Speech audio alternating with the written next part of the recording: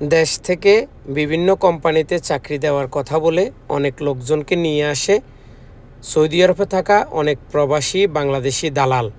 এরপরে কোনো কাজ না পাওয়ার পরে কি করে জানেন? একটা লাইসেন্স বানায় বলে সে ড্রাইভার। বিভিন্ন কোম্পানিতে চাকরির ইন্টারভিউ দিতে ফাটিয়ে দেয়। দেখা গেছে গাড়ি চালাইতে দিলে তারা আর চালাইতে পারে না। আজকে এই তিনজনকে নিয়ে অনেক বিপদে পড়তাম। যাই হোক, অবশেষে তারা কোম্পানিকে একটা ভিডিও উপহার দিয়ে তারা চলে গেছে।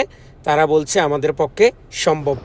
সালাম আলাইকুম ভাই, আপনাদের 2 দিন আগে আমাদের এখানে দিয়ে গেছে এবং আমরা রুম দিছি, কালকে আপনাদের কাজ শিখাইছি। এখন হঠাৎ করে আপনারা সিদ্ধান্ত করছেন কাজ করতেন না। এটা কি আমার কোম্পানির কোনো দোষ, নাকি আপনাদের মন চাইতেছে আপনারা কাজ করবেন না?